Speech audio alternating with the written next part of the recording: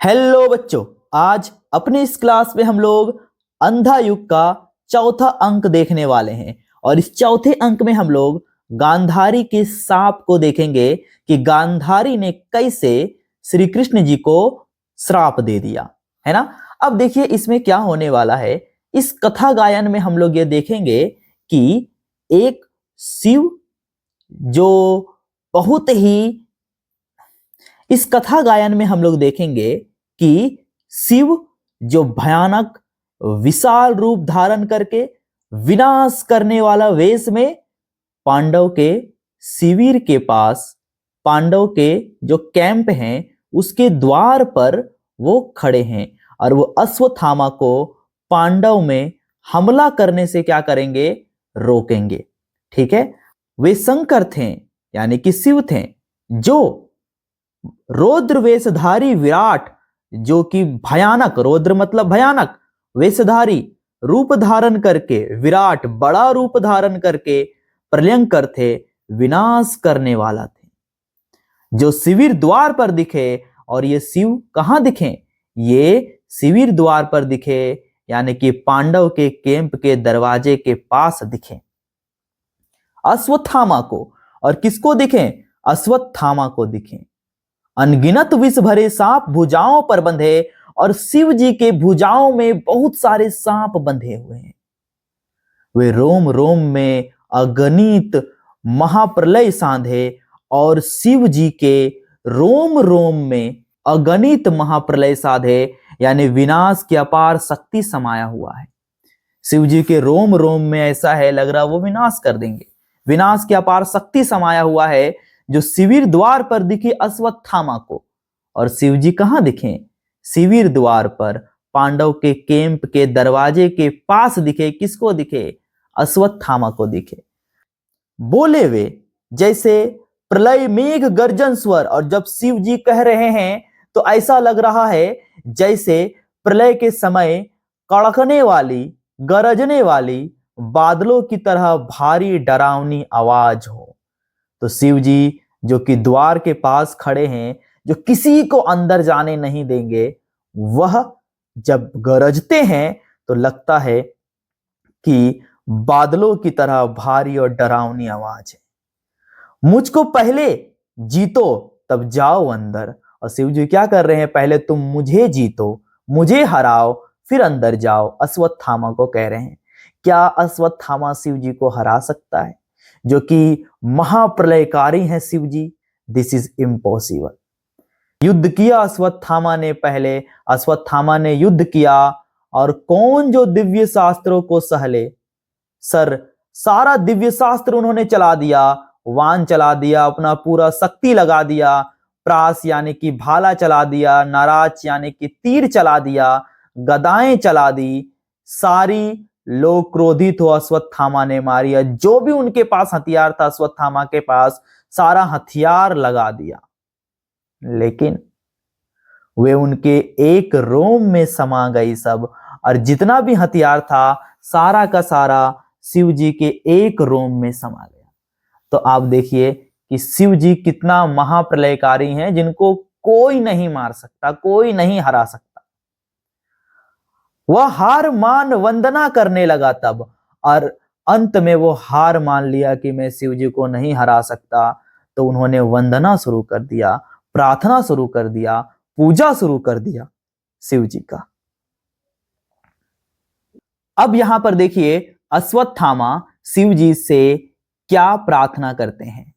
जटा कटाह संभ्रमम भ्रमण निलिंप निर्झरी समा, विलोल वीची वल्लरी विराजमान मूर्धनि, धगद धगद धगद ज्वलल ललाट पट्ट पावके, किशोर चंद्रशेखरे रति प्रति छन्नमम।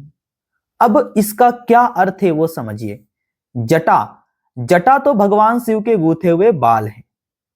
कटाह, बाल जो हैं, जो गूथे हुए हैं, वो कटोरे के या कढ़ा के या बर्तन का जैसा है। संभ्रमम, संभ्रमम यानी कि वहां पर क्या है? हलचल है। भ्रमण निलिंप, भ्रमण निलिंप निर्झरी, इसका मतलब जो हलचल है वो किसका हलचल है? गंगा का। तो गंगा नदी उनके जटाह से निकलेगी, समाई हुई है।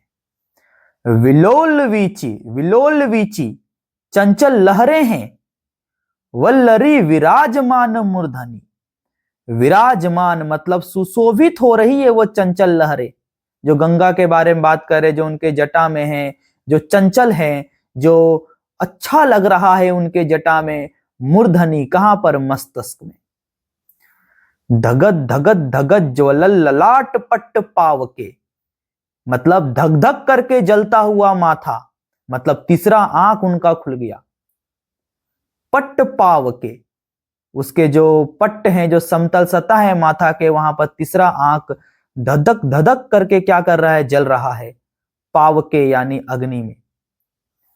किशोर यानी बालक चंद्रमा भी उनके माथे पर है। बालक चंद्रमा। चंद्रशेखरे रति प्रतिछन्न मम। रति का मतलब प्रेम, और प्रतिछन्न मम यानी कि हर समय वो प्रेम के साथ शिव जी को देखते हैं कि उनका चेहरा इतना सुंदर सा लग रहा है ना। अब यहां पर वो प्रार्थना कर रहे हैं शिव जी से, प्रार्थना कर रहे हैं कि आपके जटाह जो हैं वहां पर क्या है? जो हलचल है वो गंगा नदी का हलचल है, गंगा जी का हलचल है, जो कि चंचल लहरें हैं, जो बहुत ज्यादा सुशोभित लग रहा है, और आपका तीसरा आंख धक धक करके जल रहा है, और जो बालक चंद्रमा है, जो चंद्रमा है आपके चेहरे पर बहुत ही सुंदर लग रहा है, और प्रेम यानी कि हर समय मेरा आप पर प्रेम बना रहता है। अब यहां पर यह बातें कहा जा रहा है अश्वत्थामा के द्वारा, किनको? शिव जी को रिझाने के लिए, मनाने के लिए। वे असुतोष हैं, वे महादेव हैं, हाथ उठाकर बोले। अब महादेव जी हाथ उठाकर क्या कहते हैं? अश्वत्थामा तुम विजयी होगे निश्चय। अब महादेव देखो रोकने के लिए वहां पर थे, लेकिन महादेव जी ने अश्वत्थामा को बोला, अश्वत्थामा तुम विजयी हो जाओगे, तुम जरूर जीत जाओगे। हो चुका पांडवों के पुण्यों का अब क्षय, और पांडव ने जितना भी पुण्य किया था वो खत्म हो चुका है। मैं कृष्ण प्रेमवश अब तक इनकी रक्षा करता रहा, मैं पांडव की जो रक्षा करता रहा वो कृष्ण के प्रेम के कारण पांडवों की रक्षा करता रहा। मैं विजय दिलाता, इनमें नया पराक्रम भरता था, इनमें नया साहस भरता था, पर कर अधर्म वध। लेकिन ये पांडवों ने क्या किया? अधर्म से वध किया है, धोखे से वध किया है, द्वारा उन्हें स्वतः मृत्यु के खोले। वे असुतोष हैं, हाथ उठाकर बोले। अब महादेव जी जो हैं हाथ उठाकर बोलते हैं अश्वत्थामा को कि उन्होंने खुद मृत्यु का दरवाजा खोल दिया है अधर्म वध करके, जाओ तुम विजयी होगे। तो यहां पर देखिए अश्वत्थामा ने मना लिया शिव जी को। अब हम लोग कहानी में आगे बढ़ते हैं। पर्दा उठने पर गांधारी बैठी हुई दिख पड़ती है, और विदुर तथा संजय इस मुद्रा में खड़े हैं जैसे वार्तालाप पहले से चल रहा हो। गांधारी फिर क्या हुआ? संजय फिर क्या हुआ? संजय पाठ करते हुए बताते हैं कि शंकर की दैवी असी लेकर, शंकर के शक्ति को लेकर, आशीर्वाद को लेकर अश्वत्थामा जा पहुंचा योद्धा धृष्टद्युम्न के सिरहाने। अश्वत्थामा धृष्टद्युम्न के सिरहाने जा पहुंचा, बिजली सा तेज गति से वो गया धृष्टद्युम्न के पास। आपको बता दे धृष्टद्युम्न कौन है? द्रौपदी का भाई है। और अश्वत्थामा द्रौपदी के भाई धृष्टद्युम्न के पास ही क्यों गया? क्योंकि धृष्टद्युम्न ने द्रोणाचार्य के सिर को काट कर अलग कर दिया था, जो कि अश्वत्थामा का पिता था। यानी ये अश्वत्थामा के पिता को मारा था, इसलिए अश्वत्थामा इनके पास गया, खींच कर सैया से बिस्तर के नीचे खींच दिया, घुटनों से दबा दिया उसको, और घुटनों से दबा दिया, पंजों से गला दबोच लिया, आंखों के कोटर से दोनों साबित गोले, कच्चे आम की गुठली जैसे उछल गए, और इतना गला दबा दिया कि आंख के जो दो नेत्र गोलक हैं, जो आंख हैं, वो आम के गुठली का जैसा निकल गया और आंख में काला गड्ढा हो गया। वहां पर लहू उबल पड़ा, काला लहू उबल पड़ा, गड्ढा हो गया। तो अश्वत्थामा ने धृष्टद्युम्न को इस तरह करके बेरहमी से मार डाला। अब गांधारी क्या कहती है? गांधारी, अंधा कर दिया उसको पहले ही। कितना दयालु है अश्वत्थामा। यहां पर देखिए गांधारी क्या कह रही है। गांधारी कह रही है कि अश्वत्थामा कितना दयालु है कि अंधा कर दिया पहले ही। ये कैसी बातें हैं? कोई मर रहा है और वो कह रही है कि अंधा कर दिया। कितना दयालु है अश्वत्थामा, अंधा करके मारा। बताइए। संजय, बड़े कष्ट से जोर जोर कर शब्द कहा उसने। क्या कहा? वध करना है तो अस्त्रों से कर दो। किसने कहा? धृष्टद्युम्न ने कहा कि अगर वध करना है तो अस्त्रों से कर दो। तुम योग्य नहीं हो उसके, नर पशु धृष्टद्युम्न। तो अश्वत्थामा क्या कहता है? अश्वत्थामा कहता है कि धृष्टद्युम्न, तुम उस योग्य नहीं हो कि मैं तुम्हें अस्त्रों से वध कर दूं। तुमने निशस्त्र द्रोण की कायर हत्या की और तुमने द्रोणाचार्य पर तब तलवार चलाया जब उनके पास अस्त्र नहीं थे। वो अस्त्र नीचे रख दिए थे, तब तुमने तलवार चलाया। और तुम चाहते हो कि मैं तुम पर अस्त्र से वार करूं। यह बदला है। फिर चूर चूर कर दिए ठोकरों से उसके मर्म स्थल, शरीर का जो सबसे कोमल स्थान होता है, वहां पर बहुत मारा और चूर चूर कर दिया अश्वत्थामा ने उस स्थान को। उन्होंने इस तरह से धृष्टद्युम्न की हत्या कर दी। विदुर बोलते हैं अब बस करो। ये इस तरह का अगर संजय बात सुना रहा है तो विदुर इसे सुन नहीं सक रहा है। विदुर कह रहा है कि बस करो। गांधारी फिर भी जानना चाहती है कि फिर क्या हुआ, फिर क्या हुआ। संजय, कोलाहल, हल्ला सुन जो अस्त व्यस्त योद्धा जागे, और ये आवाज सुनकर, ये कष्ट सुनकर जो योद्धा जागे, आंखें मलते बाहर आए, उनको क्षण भर में गिरा दिया। तीखे जहरीले तीरों से, उन्हें तीखे जहरीले तीरों से क्षण भर में मार दिया गया।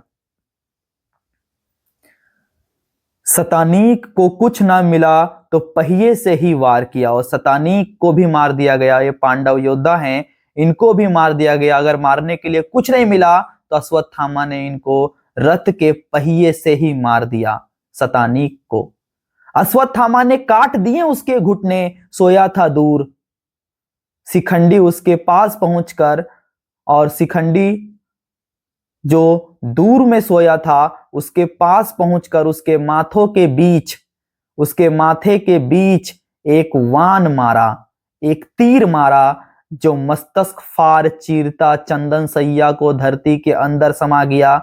ये जो शिखंडी था ये भी पांडव योद्धा था, जो कि चंदन के बिस्तर पर सोया हुआ था। इसके माथे पर ऐसा तीर मारा कि वो तीर उसके माथे से बिस्तर से जमीन तक चला गया। सोच सकते हैं किस तरह से हत्या किया अश्वत्थामा ने पांडव के योद्धाओं का। गांधारी अभी भी जानना चाहती है फिर क्या हुआ संजय। विदुर, हृदय तुम्हारा पत्थर का है। गांधारी, विदुर कह रहा है गांधारी, क्या तुम्हारा हृदय पत्थर का है? तुम ये जो इतना सुन रही हो, क्या तुम्हारा हृदय पत्थर का है? गांधारी, पत्थर की खानों से मनियां निकलती है। बाधा मत डालो विदुर, मेरे इस सुनने वाले कार्यों में बाधा मत डालो विदुर। संजय, फिर बताओ संजय क्या हुआ? विदुर, संजय नहीं, मुझसे सुनो, कितनी जघन्य वह प्रतिहिंसा थी। विदुर कहता है संजय क्या बताएगा, तुम मुझसे सुनो, वह कितनी जघन्य, कितना नीच बदला था। सुनो मुझसे, कितना नीच बदला था विदुर ने गांधारी को बोला। कृपाचार्य कृतवर्मा बाहर थे, जितने बच्चे बूढ़े नौकर बाहर भागे, वानों से छेद दिया उनको। कृतवर्मा ने डरे हुए हाथी चिघाड़ कर शिविरों को चीरते हुए भागे। और आपको बता दे, कृतवर्मा कृपाचार्य जो भी बच्चे अंदर से डर के बाहर आ रहे थे उनको वो मार दे रहे थे। और इसी बीच एक हाथी डरा हुआ शिविर के अंदर चला गया। वो जहां पर सैया पर बिस्तर पर स्त्रियां सोई हुई थी उन पर चढ़ गया हाथी। चढ़ गया तो महिलाएं स्त्रियां कुचला गई और इन दोनों ने, कृतवर्मा और कृपाचार्य ने, पांडव के शिविर में आग लगा दिया। बताइए कितना कष्ट पहुंचाया पांडवों को। अब देखिए गांधारी क्या कहती है। काश कि मैं अपने आंखों से देख पाती, या गांधारी देखना चाहती थी। या सोचिए, अंधी हो चुकी है गांधारी अपने पितृ मोह में।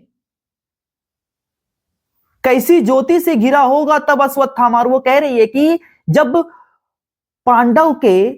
पांडव के शिविर जल रहे थे तब अश्वत्थामा ज्योतियों से घिरा था, तब प्रकाश से घिरा था। कितना सुंदर लगता होगा अश्वत्थामा। बताइए, इसको अश्वत्थामा सुंदर लग रहा है।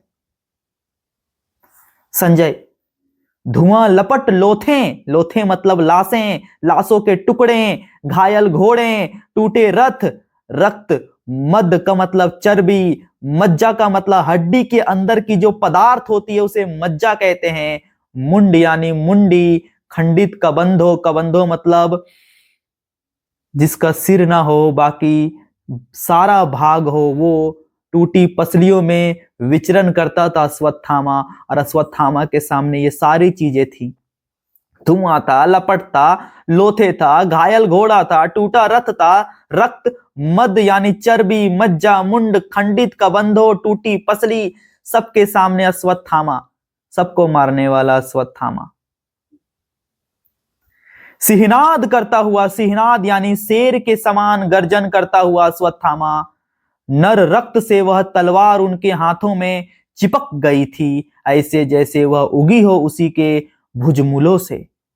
और उसके हाथों से तलवार ऐसी चिपक गई थी जैसे लग रहा हो कि उनके हाथों से ही तलवार निकली हो, और उस तलवार में नर के रक्त थे। गांधारी, ठहरो संजय, ठहरो, दिव्य दृष्टि से मुझे दिखला दो एक बार वीर अश्वत्थामा को। अब गांधारी देखना चाहती है कि अश्वत्थामा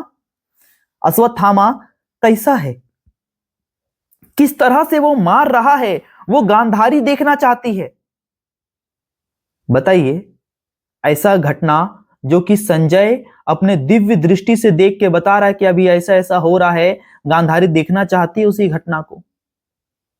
संजय के पास एक दिव्य दृष्टि है जो कि व्यास के द्वारा मिला था, और उस दिव्य दृष्टि के द्वारा वो कहीं भी होने वाले घटनाओं को कहीं भी बैठकर देख सकता था। वही घटना को देखकर वो गांधारी को बता रहा था, बट गांधारी कह रही है कि मुझे दिखला दो कैसा है वह। संजय, माता वह करूप है, माता वह अगली है, अगली, वो सुंदर नहीं है माता, वो अगली है माता, वह करूप है, भयंकर है। तो गांधारी कहती किंतु वीर है, भले ही वो अगली है, भयंकर है, लेकिन वह वीर है, वह वीर है। तो माता गांधारी के लिए अश्वत्थामा वीर है, क्योंकि वो दुर्योधन के जगह वो बदला ले रहा है। उसने वह किया है जो मेरे 100 पुत्र नहीं कर पाए, द्रोण नहीं कर पाए, भीष्म नहीं कर पाए। संजय कहता है, माता, व्यास ने मुझको दिव्य दृष्टि दी थी केवल युद्ध की अवधि के लिए, कि मैं युद्ध के समय तक के लिए ही इस दिव्य दृष्टि का इस्तेमाल कर पाता। पता नहीं कब वह सामर्थ्य मुझसे छिन जाए, और पता नहीं है दिव्य दृष्टि कब मुझसे हट जाए। क्या है दिव्य दृष्टि संजय के पास? एक स्थान में ही रहकर वो दूर स्थित घटनाओं को घटते हुए देख सकता था। किसने दिया था यह दिव्य दृष्टि? व्यास ने दिया था। किसको दिया था? संजय को दिया था। उसी दिव्य दृष्टि से देख के संजय ये सारी घटनाओं को गांधारी को क्या कर रहा है? गांधारी को बता रहा है कि ऐसा ऐसा घटना घट रहा है। गांधारी, इसलिए कहती हूं, पता नहीं तुम्हारा दिव्य दृष्टि कब खत्म हो जाएगा, इसलिए कहती हूं, अन्यथा कृष्ण इसके बाद अश्वत्थामा को जीवित नहीं छोड़ेंगे। देखने दो मुझको उसे एक बार, मुझे एक बार अश्वत्थामा को देखने दो, क्योंकि ऐसा घटना के बाद मुझे लगता है कि कृष्ण अश्वत्थामा को मार देगा, उसे जीवित नहीं छोड़ेगा। ये गांधारी को लगता है। संजय कहता है, मैं प्रयास करता हूं, मेरे सारे पुण्य का बल समवेत होकर। अब संजय प्रयास करता है कि वह क्या करेगा, गांधारी को वो दिखलाएगा वहां जो भी घटनाएं हो रही थी उसे। तो वो कह रहा है, मेरे सारे पुण्य का बल समवेत होकर दर्शन कराएगा आपको अश्वत्थामा का। तो वो कहता है, ध्यान करता है और कहता है, दीवारों हट जाओ, मतलब बीच का दीवार को हटाया जाएगा, तब तो वो वहां की घटनाओं को गांधारी को दिखा पाएगा। दीवारों हट जाओ, राह में जो बाधाएं दृष्टि रोकती हो वे माया से सिमट जाएं, दूरी मिट जाए, क्षितिज रेखा के पार दृष्टि से छिपे हैं जो दृश्य वे निकट आ जाएं। तो वो कोशिश कर रहा है कि वो गांधारी को सारा दृश्य दिखाए। अब देखिए क्या होता है, पीछे का पर्दा हटने लगता है, आगे के प्रकाश बुझने लगते हैं। अब देखिए कौन सा स्थान दिखाया जाता है। अंधेरा है, यह वह स्थल है जहां मरणांसन दुर्योधन कल तक पड़ा था।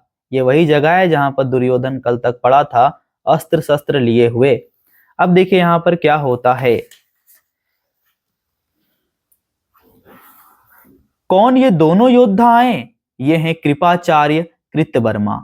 अब कृपाचार्य कृत्यवर्मा जो है वो पुकारते हुए आते हैं उसी जगह में जहां पर दुर्योधन पड़ा हुआ था। महाराज दुर्योधन, महाराज दुर्योधन।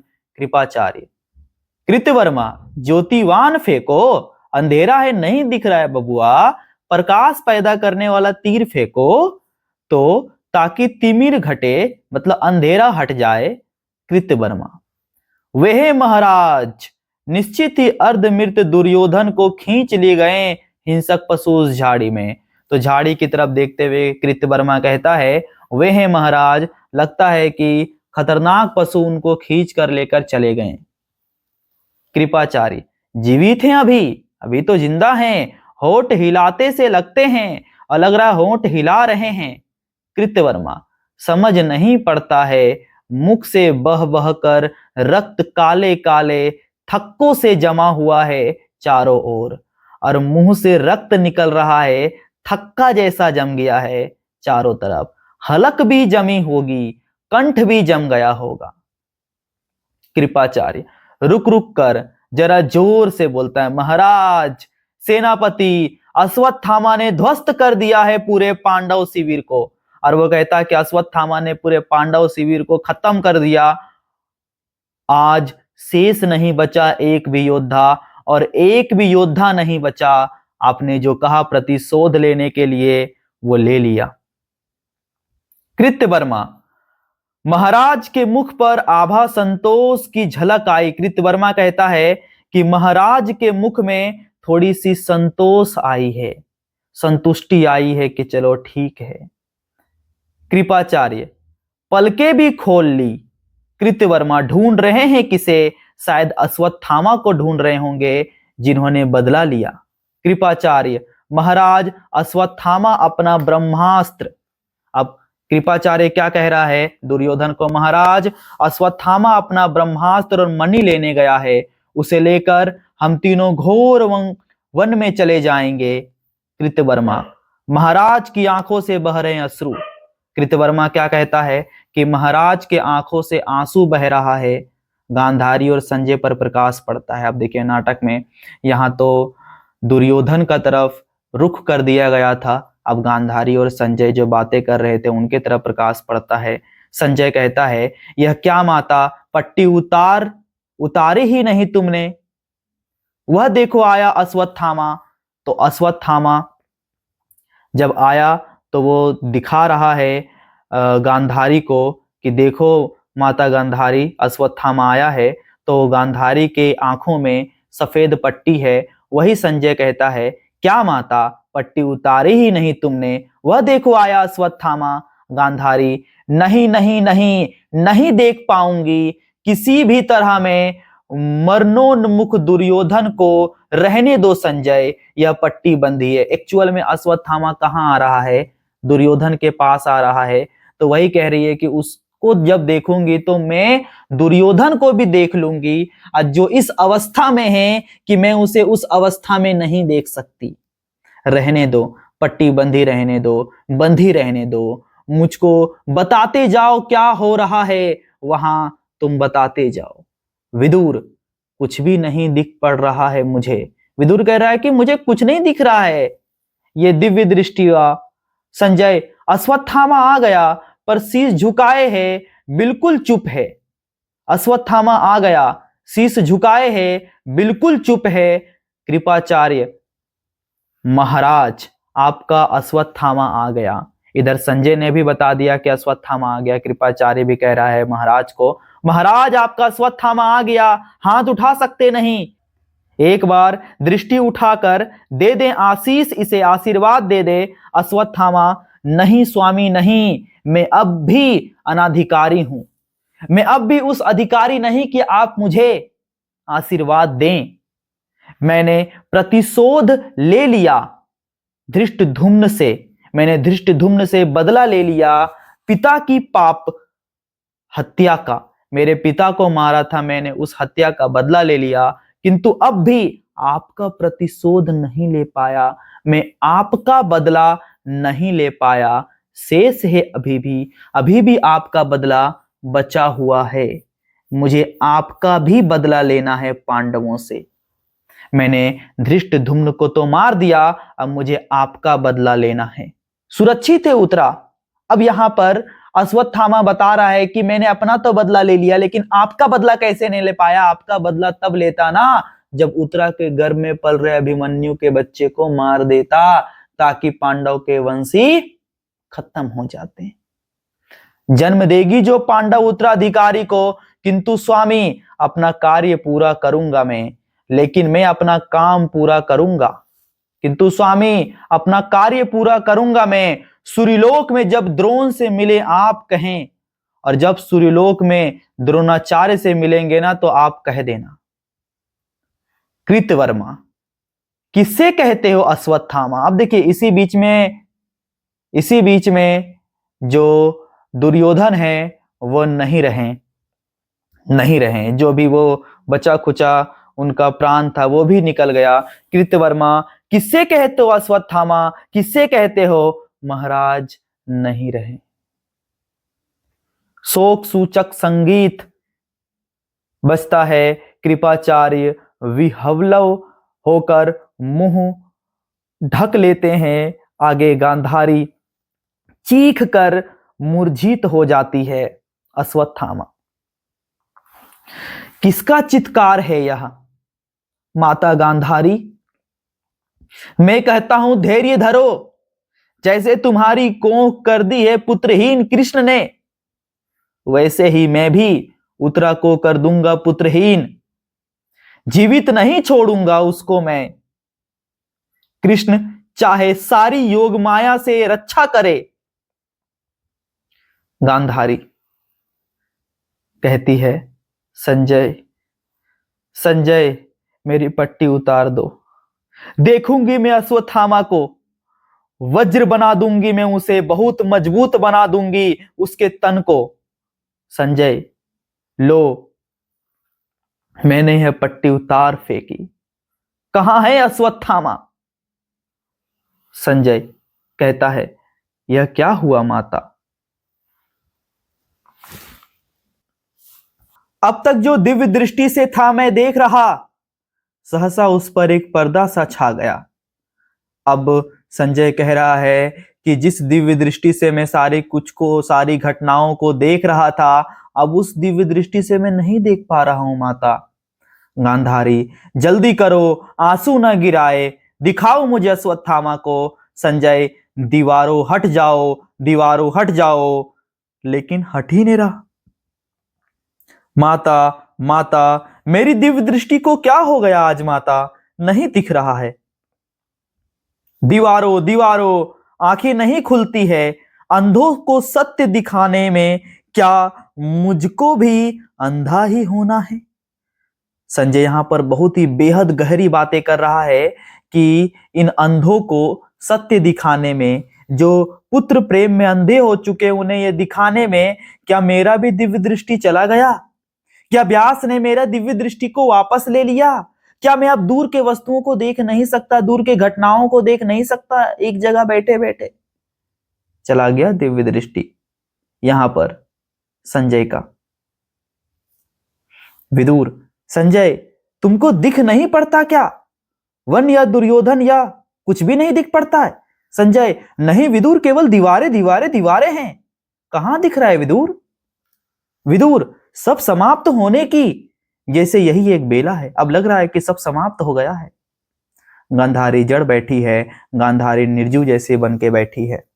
संजय, व्यास क्यों मुझको दिव्य दृष्टि दी थी थोड़ी सी अवधि के लिए? आज से कभी भी इस सीमित दृष्टि जगत से मैं तृप्ति नहीं पाऊंगा। यानी कि जब संजय को दिव्य दृष्टि मिला था तब वो एक जगह बैठकर कहीं की भी घटनाओं को देख सकता था।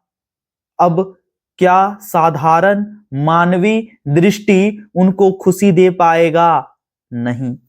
जब मैं दिव्य दृष्टि से पूरा संसार देखा तब ये साधारण मानवीय दृष्टि मुझे कभी संतुष्ट नहीं कर पाएगी। तो संजय कह रहा है कि मेरा दिव्य दृष्टि तो चला गया ना। सीमाएं तोड़कर अनंत में समाहित होने को प्यासी मेरी आत्मा रहेगी सदा, और मेरी आत्मा हमेशा तरसती रहेगी उन दिव्य दृष्टि के लिए जो मेरे पास थी, उसके लिए। विदुर कहता है, माता उठो, छोड़ो हस्तिनापुर को। देखिए, युद्ध समाप्त हो गया है और हस्तिनापुर बस एक लाशों का शहर बन गया है, लाशों का जगह बन गया है। तो वही विदुर कहता है कि उठ जाओ और हस्तिनापुर को क्या कर दो? छोड़ दो। उठ जाओ और हस्तिनापुर को छोड़ दो। चलकर समंत पंचक अंतिम संस्कार करो अपने कुटुंबियों का संजय। सब बांधवों से कह दो, परिजनों से कह दो, आज ही करेंगे प्रस्थान युद्ध भूमि को। तो विदुर क्या कह रहा है कि सामंत पंचक यानी कि कुरुक्षेत्र का मध्य का भाग जहां महाभारत हुआ था, वहां पर चलकर अपने कुटुंबियों का यानी 100 पुत्र का और अनगिनत रिश्तेदार का हमें क्या करना है? अंतिम संस्कार करना है। अब हस्तिनापुर को छोड़ के कुरुक्षेत्र के मध्य में जाना है और वहां पर अंतिम संस्कार करना है। बांधवों से कह दो, बांधवों का मतलब सगे संबंधियों, परिजन से कह दो, परिजन से कह दो, आज ही करेंगे प्रस्थान युद्ध भूमि को, और हम लोग आज ही जाने वाले हैं कुरुक्षेत्र। संजय जाते हुए 18 दिन का लोमहर्षक का मतलब रोंगटे खड़े कर देने वाला अत्यंत भयानक संग्राम यह मुझको दृष्टि देकर और लेकर चला गया। यह मुझे कुछ सिखाकर, कुछ बतलाकर और कुछ मेरा लेकर चला गया। इसी बीच युयुत्स का प्रवेश होता है। विदुर बोलता है, चलो माता, महाराज को बुला लो, युयुत्स तुम भी चलो। विदुर बोलता है कि महाराज जी को भी बुला लो, और युयुत्स को कहता है कि तुम भी चलो। तो युयुत्स क्या कहता है? जिसने किया हो खुद वध, जिसने खुद मारा हो, उसकी अंजलि का तर्पण स्वीकार कैसे होगा भला? क्या मेरे हाथों से जल देने से जितने भी 100 पुत्र थे, जो भी अनगिनत रिश्तेदार थे, जो भी सैनिक थे, क्या उनको मोक्ष की प्राप्ति होगी? क्या वो मेरे हाथों से जल लेंगे? जिसने किया हो खुद वध, उसकी अंजलि तर्पण स्वीकार कैसे होगा भला? वे मेरे बंधु हैं, मेरे परिजन, किंतु सुनो कृष्ण, आज मैं किस मुंह से उनका तर्पण करूंगा? अब ये कह रहे हैं युयुत्स कृष्ण जी को कि मैंने तो साथ दिया था तुम्हारा, अब मेरे अपने बंधु, अपने परिजन जो मर चुके हैं का मैं अंतिम संस्कार कैसे करूं, उनको मैं अपने अंजूरी से, अपने हाथों से पानी कैसे दूं, क्योंकि मैंने ही तो वध किया था। अब यहां से कथा गायन शुरू होता है। क्या है देखिए, वे छोड़ चले कौरव नगरी को निर्जन। अब ये जो धृतराष्ट्र हैं, गांधारी हैं, युयुत्स हैं, विदुर हैं, ये सब छोड़ चले अब कौरव नगरी को, हस्तिनापुर को। यानी कौरव पक्ष के लोग हस्तिनापुर को निर्जन छोड़ चले, सुनसान छोड़ के जा रहे हैं। वे छोड़ चले वह रत्न जटिल सिंहासन, और रत्न से जड़ा हुआ सिंहासन छोड़कर जा रहे हैं।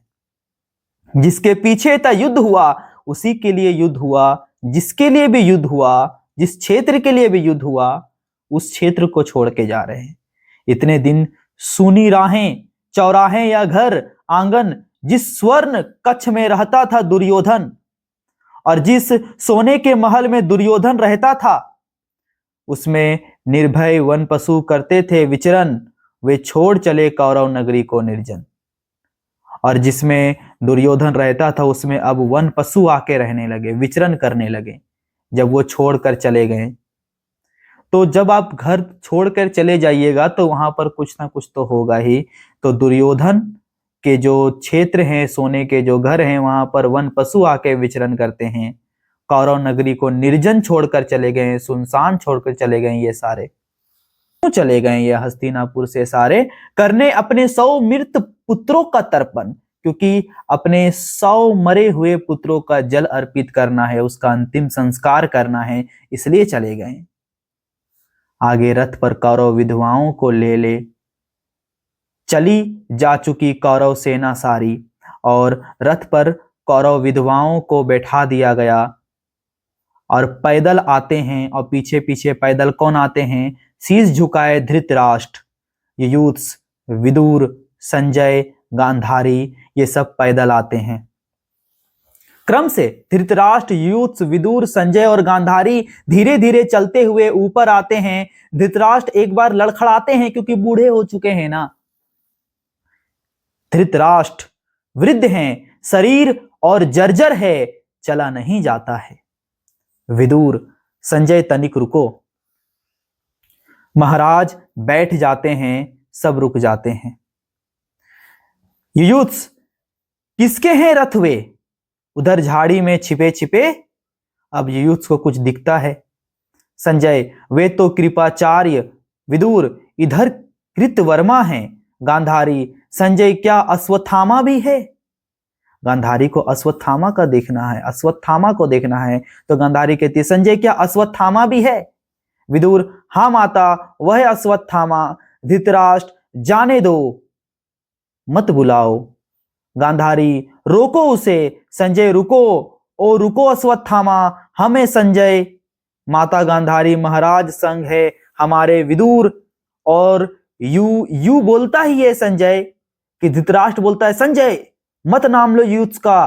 क्यों? क्योंकि जैसे ही अश्वत्थामा युयुत्स का नाम सुनेगा, वो हो सकता है कि आकर इसे भी मारे, क्योंकि युयुत्स पांडव की ओर से लड़ रहे थे, है ना। क्रोधित अश्वत्थामा, जीवित नहीं छोड़ेगा। मेरा है केवल एक पुत्र शेष, और अभी तो केवल एक बेटा ही मेरा बचा है।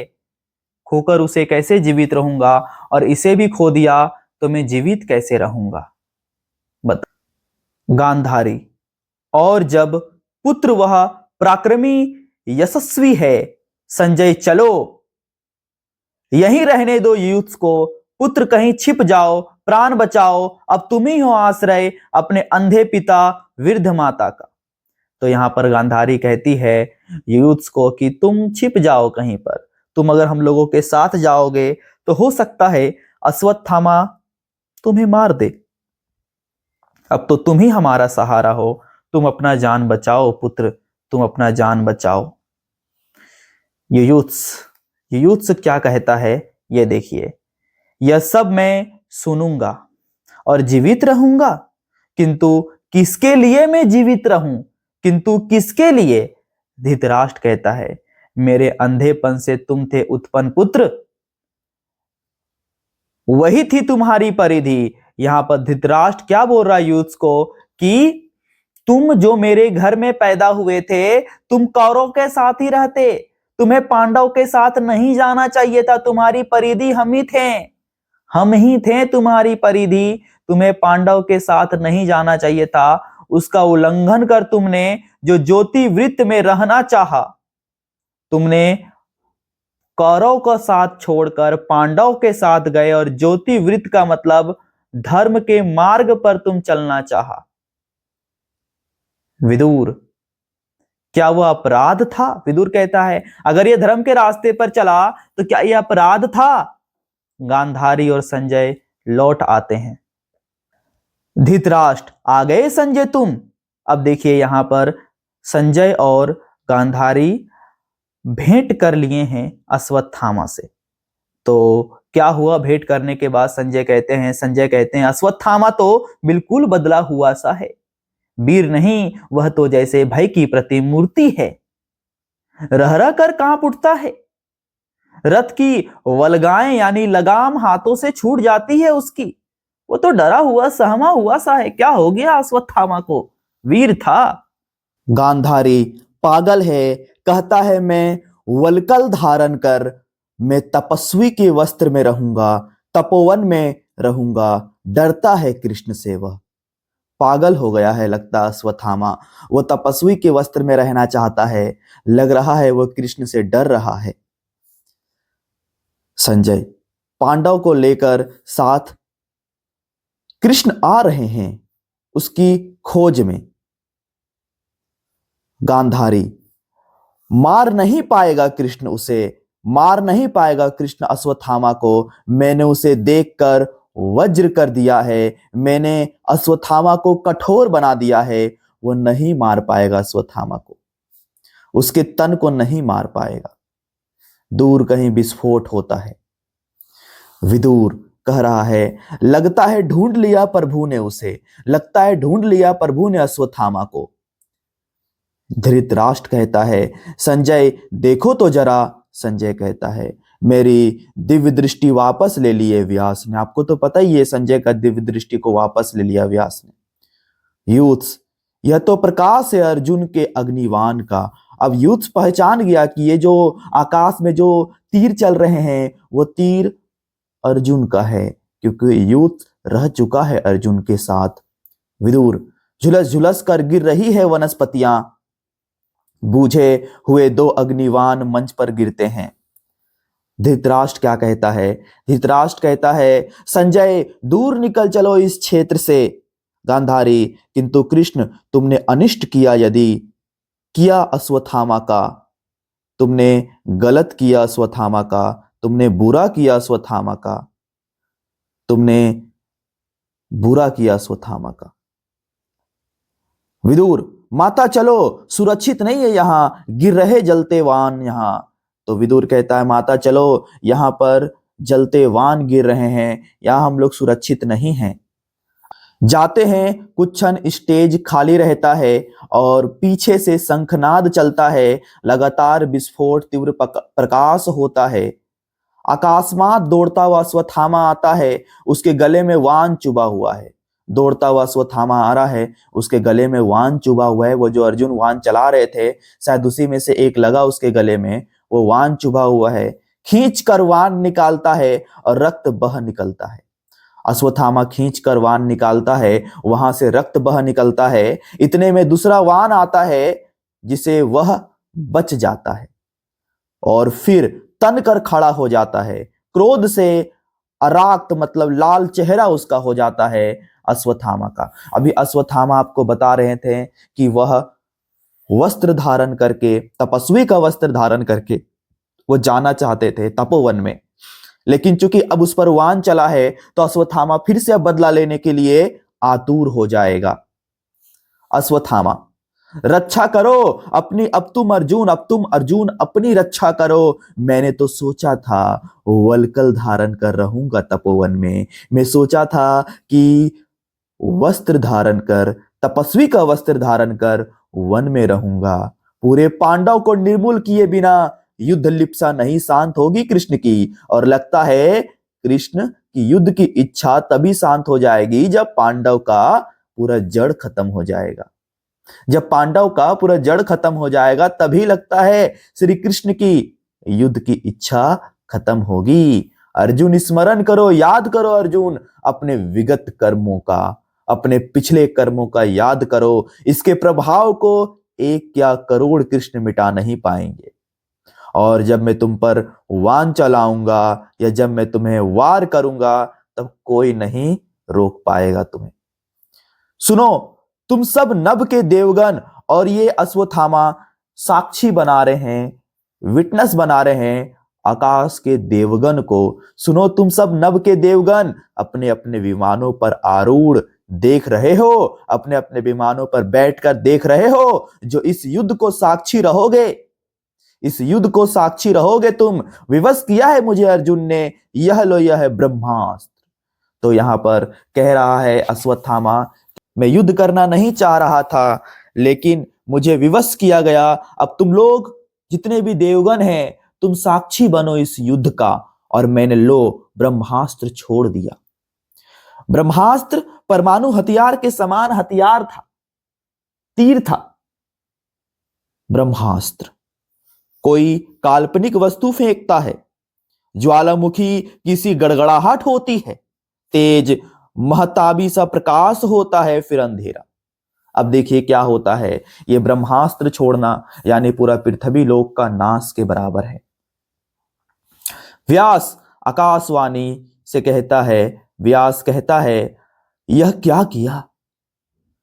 ऊपर से आवाज आता है व्यास जी का, वो कहते हैं यह क्या किया अश्वत्थामा, नराधम पुरुषों के नीच, तुम पुरुषों में तो नीच हो, यह क्या किया तुमने। अश्वत्थामा, कौन दे रहा अपनी मृत्यु को निमंत्रण। अब अश्वत्थामा बोल रहा है कौन मृत्यु को निमंत्रण दे रहा है, कौन कह रहा है मुझे मेरे प्रतिशोध में बाधक बनकर, मेरे बदला में बाधक बनकर कौन अपना मृत्यु का निमंत्रण दे रहा है। अश्वत्थामा कह रहा है।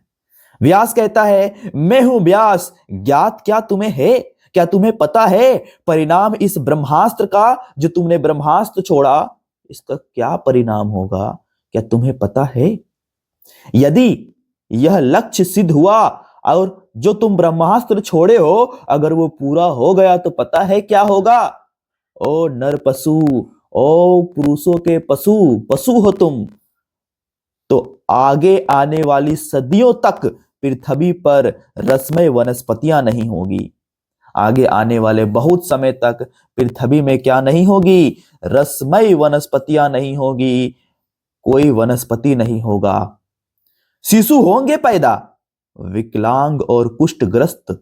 अगर शिशु पैदा भी होंगे तो विकलांग होंगे, कुष्ठग्रस्त होंगे। सारी मनुष्य जाति बौनी हो जाएगी। जो कुछ भी ज्ञान अर्जित किया है मनुष्य ने सतयुग में, त्रेता युग में और अभी जो द्वापर युग चल रहा है उस युग में, सदा के लिए होगा विलीन। वो सारा ज्ञान खत्म हो जाएगा। वह गेहूं के बालों में, गेहूं के खेतों में सर्प फुफकारेंगे, सांप आ जाएंगे, और नदियों में बह बह कर आएगी पिघली आग, और नदियों में पिघली आग बह बह कर आएगी। ये जो तुमने ब्रह्मास्त्र छोड़ा है इसका ये परिणाम होगा अश्वत्थामा, क्या तुम्हें नहीं पता है। अश्वत्थामा कहता है भस्म हो जाने दो, भस्म हो जाने दो, आने दो प्रलय व्यास, आने दो प्रलय व्यास। देखूं मैं रक्षण शक्ति कृष्ण की, मैं देखना चाहता हूं कि कृष्ण का कितना रक्षा करने की शक्ति है। व्यास तो देख उधर, अगर तुम देखना ही चाहता है तो देख उधर। कृष्ण के कहने से पहले ही, कृष्ण के कहने से पहले ही अर्जुन ने छोड़ दिया था नभ में अपना ब्रह्मास्त्र, अर्जुन ने अपना ब्रह्मास्त्र छोड़ दिया था। लेकिन नराधम पुरुषों के नीच, ये दोनों ब्रह्मास्त्र अगर नभ में टकराएंगे, तू भी ब्रह्मास्त्र छोड़ रहा है, वो भी ब्रह्मास्त्र छोड़ दिया, अगर दोनों जाके नभ में टकराएंगे, सूरज बुझ जाएगा, सूरज बुझ जाएगा, धरा बंजर हो जाएगी, जमीन बंजर हो जाएगी।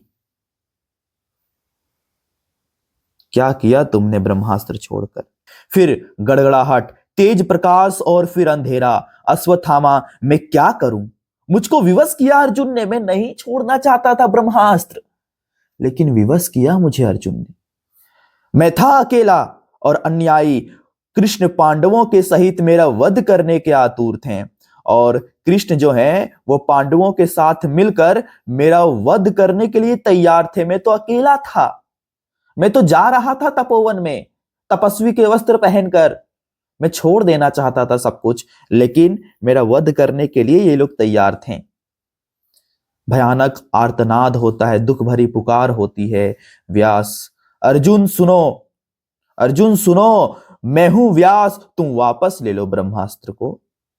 अश्वत्थामा को बोलता है फिर, अश्वत्थामा, अपनी कायरता से तू मत ध्वस्त कर, मनुजता को, मानवता को मत खत्म कर। अश्वत्थामा, वापस ले अपना ब्रह्मास्त्र और मणि देकर वन में चला जा। मणि मतलब अश्वत्थामा के माथे पर जो जन्मजात चमकने वाला जो रत्न है, जो चमकने वाला रत्न है, जो उसका शक्ति का प्रतीक है, तू अपना सारा शक्ति वापस दे दे। तू ब्रह्मास्त्र वापस ले ले और तू वन में चला जा। अश्वत्थामा, वन में चला जा। अश्वत्थामा, व्यास, मैं आसक्त हूं, मैं बेबस हूं, मुझको है ज्ञात रीति केवल आक्रमण की। मुझको तो सिर्फ वान चलाना आता है व्यास, उसे वापस लेना नहीं आता है। मुझको सिर्फ वान चलाना आता है, उसे वापस लेना नहीं आता। पीछे हटना मुझको या मेरे अस्त्रों को मेरे पिता ने नहीं सिखाया। मेरे पिता ने नहीं सिखाया कि वान को कैसे वापस लिया जाए। ये यहाँ पर सच कह रहा है कि झूठ कह रहा है, आप ही समझ सकते हैं। ये कह रहा है कि वान तो चला लूंगा मैं, लेकिन वापस लूंगा इसके बारे में मुझे नहीं पता। व्यास, सूरज बुझ जाएगा, धरा बंजर हो जाएगी। अश्वत्थामा कहता है, अच्छा तो सुन लो व्यास, सुन लो व्यास, सुन लो कृष्ण। यह अचूक अस्त्र अश्वत्थामा का निश्चित गिरे जाकर उत्तरा के घर में। ये जो मैंने ब्रह्मास्त्र छोड़ा है ना, ये उत्तरा के गर्भ में जाके गिरेगा, उत्तरा के गर्भ में जाकर गिरेगा, निश्चित गिरेगा, कन्फर्म गिरेगा। वापस नहीं होगा ये भयानक विस्फोट, ये वापस नहीं होगा। अब अगर कोई व्यक्ति किसी गर्भ में पल रहे शिशु का हत्या करना चाहे, तो वो तो भ्रूण हत्या कर रहा है कि नहीं कर रहा? कर रहा है ना। तो क्या वो व्यक्ति है कि पशु है? वही व्यास कहते हैं, तुम पशु हो, तुम पशु हो, तुम पशु हो।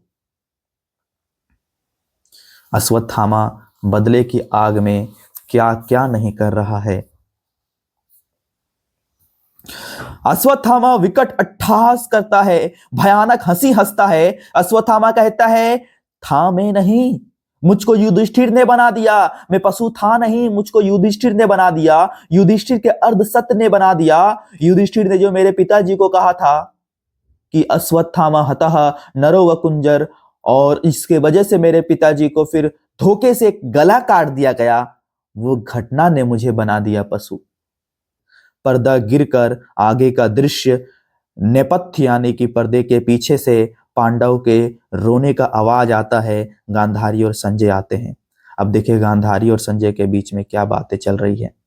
यहां तो अश्वत्थामा वान चलाया। गांधारी, चलते चलो संजय, क्रीदन यह कैसा है? यह रोने का आवाज कैसा है? सुनते हो, यह रोने का आवाज कैसा आ रहा है? संजय कहता है, अश्वत्थामा का ब्रह्मास्त्र जा गिरा उत्तरा के घर में। अश्वत्थामा का ब्रह्मास्त्र उत्तरा के घर में जा गिरा। गांधारी करेगा, वो अपना प्रण पूरा करेगा। अब देखिए गांधारी यहां पर ये कह रहा है कि अश्वत्थामा अपना पूरा प्रण करेगा। गांधारी को दुख नहीं है इस बात का कि एक मां के गर्भ में पल रहे बच्चे का मृत्यु हो जाएगा। वह कह रहा है अश्वत्थामा अपना प्रण पूरा करेगा। बताइए। संजय, रुक कर माता, किंतु कृष्ण उसे क्षमा नहीं करेंगे। अगर ऐसा हो गया ना माता, तो कृष्ण उसे क्षमा नहीं करेंगे। गांधारी कहता है, चलते चलो संजय, उसका वध नहीं कर सकेगा कृष्ण। चक्र यदि कृष्ण का खंड खंड मुझको भी कर दे, तो मैं तो अभी जाऊंगी वहां जहां गहन मृत्यु निद्रा में सोया है दुर्योधन। चलते चलो संजय। गांधारी कहती है कि कृष्ण उसका बाल भी बांका नहीं कर पाएगा, कृष्ण उसे मार नहीं पाएगा, क्योंकि मैंने उसे देखकर वर्ज कर दिया, उसे मैंने उसे कठोर कर दिया उसके तन को। कृष्ण उसे नहीं मार पाएगा, कृष्ण मार नहीं पाएगा। कृष्ण ऐसा श्राप देगा कि वो मर भी नहीं पाएगा और ना जी पाएगा। शायद गांधारी को पता नहीं है। कृष्ण उसे मार नहीं पाएगा और तुम चलते चलो, चाहे कृष्ण का जो चक्र है वो मुझे खंड खंड क्यों ना कर दे। मैं उस युद्ध क्षेत्र में जाना चाहती हूं जहां पर दुर्योधन मृत्यु निद्रा में है। दुर्योधन का मृत्यु हो चुका है। धृतराष्ट्र और युयुत्स प्रवेश करते हैं। अब देखिए इस घटना में क्या होता है। धृतराष्ट्र, वत्स बेटा तुम मेरी आयु लेकर भी जीवित रहो। युयुत्स को कहते हैं बेटा तुम मेरी आयु लेकर भी जीवित रहो। अश्वत्थामा का ब्रह्मास्त्र यदि गिरा है उत्तरा पर तो कौन जाने एक दिन युधिष्ठिर सब राजपाट तुमको ही सौंप देगा। अब देखिए धृतराष्ट्र यहां पर क्या कह रहा है, क्या इसे ऐसा कहना चाहिए था। धृतराष्ट्र कह रहा है कि बेटा तुम मेरी आयु लेकर जीवित रहो, युयुत्स को कह रहा है। और अगर अश्वत्थामा का वाण गिर गया उत्तरा के गर्भ में तो पूरा पांडव का वंश खत्म हो जाएगा। और क्या जाने युधिष्ठिर अपना राजपाट सब तुम्हें ही सौंप देगा। यहां पर वो अवसर ढूंढ रहा है अपने बेटे के लिए, लेकिन युयुत्स तो ऐसा नहीं है जो इस अवसर का तलाश में है। युयुत्स वैसा नहीं है कि वो अवसर का तलाश में है। वो क्या राजपाट लेना चाहेगा उत्तरा के गर्भ का हत्या के बाद। सोचिए एक पिता का प्रेम देखिए, कहीं किसी के बेटे का मृत्यु हो रहा है या और यहाँ पर ये अपने बेटे के लिए सोच रहे हैं कि तुमको मिल जाएगा बेटा राजपाट, मिल जाएगा बेटा राजपाट। बताइए युयुत्स कटु हंसी हंसकर और इस तरह अश्वत्थामा की पशुता मेरा खोया हुआ भाग्य फिर लौटा लाए।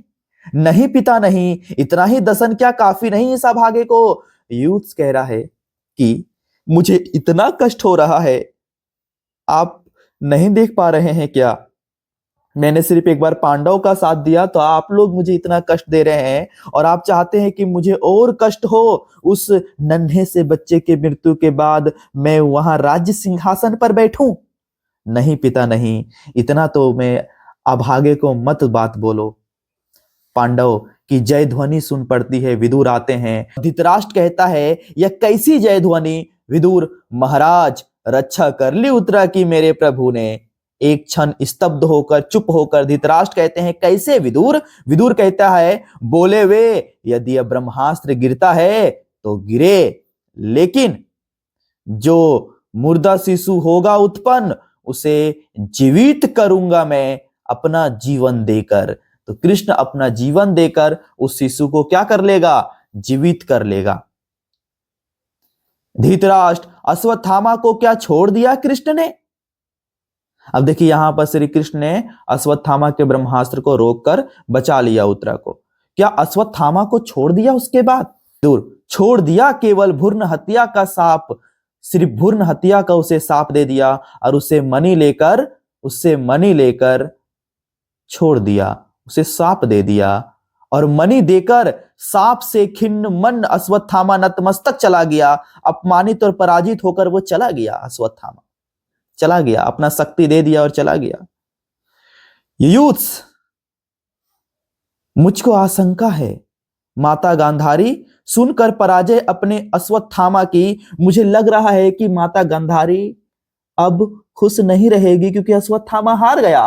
माता गांधारी चाह रही थी कि अश्वत्थामा जीत जाए। अब मुझे लगता है कि माता गांधारी को दुख होगा फिर से। अब देखिए क्या होने वाला है, जाने क्या कर डाले अब माता गांधारी। धृतराष्ट्र कहता है चलो विदुर, आगे गई है वे, मैं भी धीरे धीरे आता हूं। पहले तेजी से विदुर, फिर धृतराष्ट्र और युयुत्स उधर जाते हैं माता गांधारी की तरफ। पर्दा खुलकर अंदर का दृश्य संजय, गांधारी और विदुर। अब देखिए क्या चर्चा चल रहा है।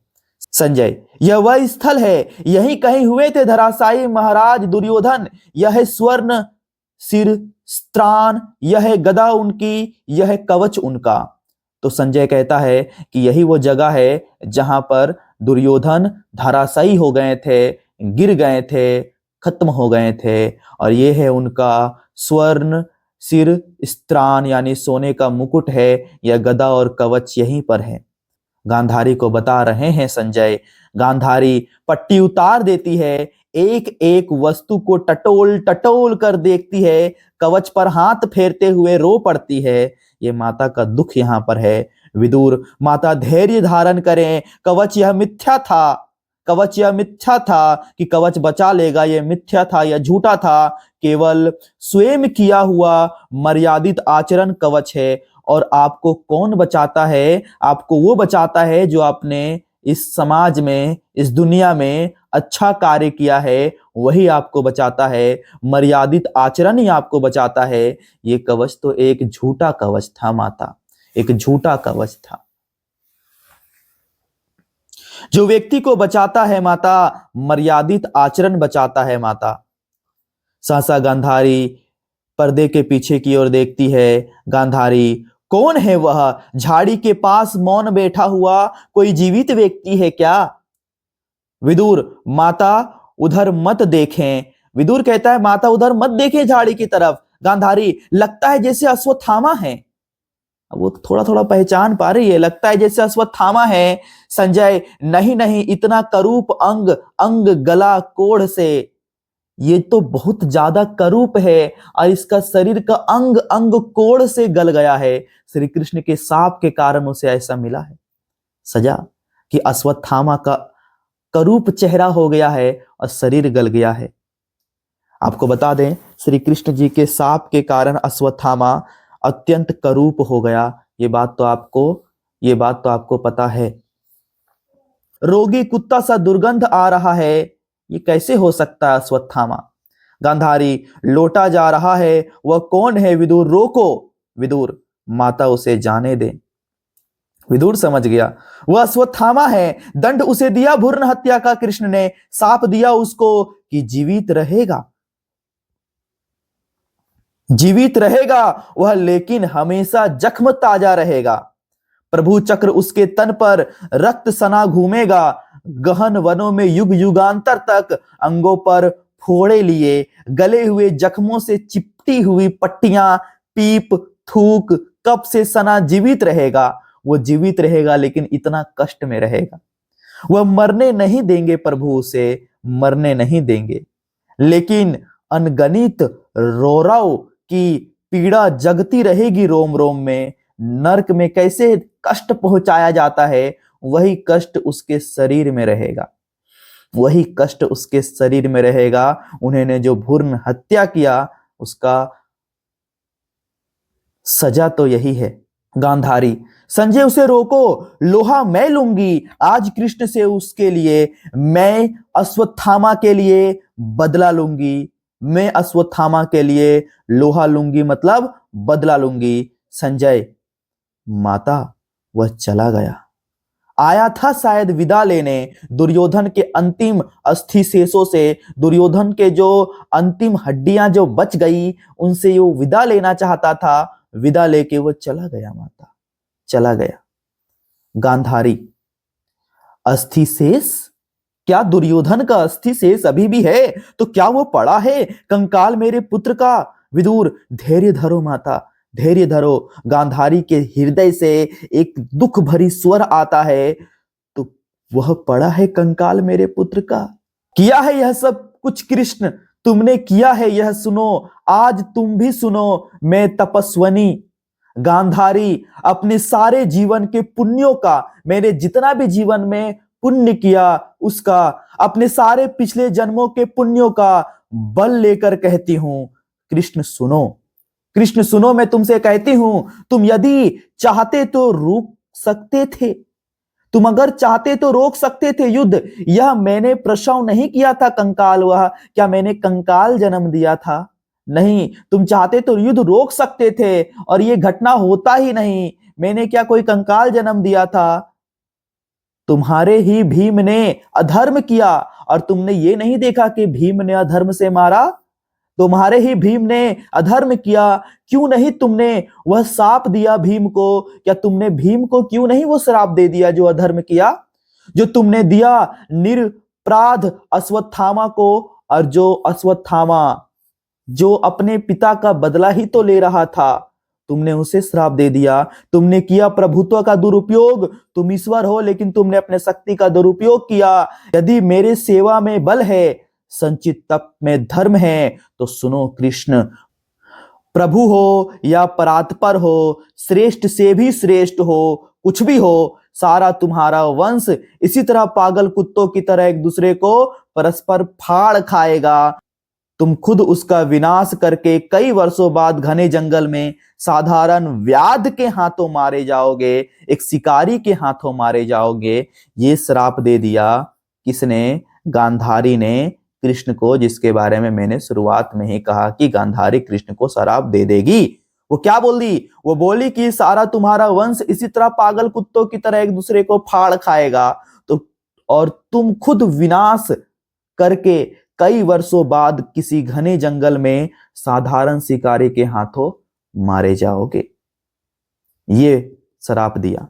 प्रभु हो पर मारे जाओगे पशुओं की तरह। अब देखिए इस श्राप को, इस शाप को श्री कृष्ण जी, आपको पता है, बहुत ही शांति से स्वीकार कर लेते हैं। श्री कृष्ण जी बहुत ही शांति से इस शाप को स्वीकार कर लेते हैं कि चलो ठीक है, मैं स्वीकार करता हूं आपके इस शाप को। अब कृष्ण की ध्वनि आती है। क्या कहते हैं कृष्ण? कृष्ण ध्वनि, माता प्रभु हूं या परात्पर, मैं ईश्वर हूं या श्रेष्ठ से भी श्रेष्ठ हूं, पर पुत्र हूं तुम्हारा, तुम माता हो, मैं तुम्हारा बेटा हूं, तुम मेरी माँ हो। मैंने अर्जुन से कहा सारे तुम्हारे कर्मों का पाप पुण्य योग क्षम यानी कल्याण मैं वहन करूंगा। तुम्हारा पाप पुण्य योग क्षम कल्याण तुमने जो मुझे साप दिया, मैं उसे शांति से स्वीकार करूंगा। अपने कंधों पर 18 दिन के इस भीषण संग्राम में कोई नहीं, केवल मैं ही मरा हूं। और आपको पता है माता, इस युद्ध में जो भी मर रहे थे उसमें मैं ही था, सारा का सारा मैं ही था। करोड़ों बार, जितनी बार भी सैनिक भूमिशाई हुआ, जितनी बार भी सैनिक मरा, कोई नहीं था, वो मैं ही था। गिरता था घायल होकर जो रणभूमि में, अश्वत्थामा के अंगों से रक्त पीप श्वेत बनकर बहूंगा। मैं ही युग युगांतर तक जीवित हूं मैं, तो मृत्यु भी तो मैं ही हूं मां। यानी कि ये जो भी कष्ट हो रहा है, जो भी सैनिक मरे हैं, वो सारे के सारे मैं ही था। जो रणभूमि में धराशायी सैनिक हुए हैं वो मैं ही था। और ये जो अश्वत्थामा का शरीर से रक्त और पीप निकल रहा है, वो भी मैं ही हूं, मैं ही हूं मां। अगर मैं जीवन हूं तो मैं मृत्यु भी हूं। साप यह तुम्हारा स्वीकार है मुझे, और तुमने जो मुझे साप दिया वो मुझे स्वीकार है। गांधारी, अब गांधारी सोचेगी कि उसने क्या कर दिया, उसने क्यों दे दिया श्री कृष्ण को यह साप, यह क्या किया तुमने? रोई नहीं मैं अपने 100 पुत्रों के लिए, 100 पुत्रों के लिए मेरी आंखों से आंसू नहीं निकले, लेकिन कृष्ण तुम पर मेरी ममता अगाध है, तुम पर मेरी ममता बहुत है, मैं तुम्हें बहुत मानती हूं। कर देते साप यह मेरा तुम अस्वीकार, अगर तुम ये साप मेरा स्वीकार कर देते तो क्या मुझे दुख होता श्री कृष्ण? क्या मुझे दुख होता तुम अगर इस साप को स्वीकार कर देते? मैं तो हूं निराश अभी ना, मैं थी निराश, मैं कटु थी, मैं कड़वी थी, पुत्रहीन थी, शायद इसीलिए मैंने तुम्हें साप दे दिया, लेकिन तुम तो इसे अस्वीकार कर सकते थे। अब यहां पर गांधारी का दिल पिघल गया जब कृष्ण ने उनके साप को बहुत ही प्यार से स्वीकार कर लिया और कहता है कि तुम माता हो, मैं तुम्हारा पुत्र हूं। कृष्ण ध्वनि, ऐसा मत कहो माता, ऐसा मत कहो माता, जब तक मैं जीवित हूं पुत्रहीन नहीं हो तुम, जब तक मैं जिंदा हूं तुम पुत्रहीन नहीं हो। प्रभु हूं या परात्पर, मैं ईश्वर हूं या श्रेष्ठ से भी श्रेष्ठ हूं, पर पुत्र हूं तुम्हारा माता, मैं तुम्हारा बेटा हूं, तुम माता हो। गांधारी रोते हुए, मैंने क्या किया विदुर, मैंने क्या किया? और चौथे अंक के अंत में कथा गायन होता है। स्वीकार किया यह साप कृष्ण ने जिस क्षण से, जब से श्री कृष्ण ने माता गांधारी के साप को स्वीकार किया, श्राप को स्वीकार किया, उस समय से ज्योति सितारों की पड़ गई मंद, उस समय से तारों की ज्योति मंद पड़ गई, उस समय से संसार से आशा खत्म होने लगा। युग युग की संचित मर्यादा निष्प्राण हुई, और मर्यादा निष्प्राण हुई मतलब द्वापर युग धीरे धीरे खत्म और कलयुग की शुरुआत होने लगी। श्रीहीन हो गए कवियों के सब वर्ण छंद। श्रीहीन का मतलब सूना हो गया, क्रांतिहीन हो गया कवियों के सारे वर्ण और छंद। अब कवियों के लिखे गए वाक्य में भी, लिखे गए शब्द में भी, लिखे गए वर्ण और छंद में भी किसी तरह का क्रांति नहीं दिखता, किसी तरह का रस नहीं दिखता, सब खत्म हो गया। यह साप सुना सबने, पर भय के मारे माता गांधारी से कुछ नहीं कहा। ये सुना सब, लेकिन डर के कारण माता गांधारी से कुछ नहीं कहा। गांधारी के देखिए, गांधारी के क्रोध और उनके पुत्र शोक को देखते हुए किसी की भी हिम्मत नहीं हुई कि उसे वो टोक पाए कि उसने शराब क्यों दिया। 100 बेटा मरा जिसका, तो पुत्र शोक के कारण उसने ये शराब दे दिया। शायद इसीलिए किसी ने कुछ नहीं कह पाया। पर युग संध्या की कलुषित छाया जैसा यह सांप सभी के मन पर टंगा रहा। लेकिन ये जो सांप है, ये जो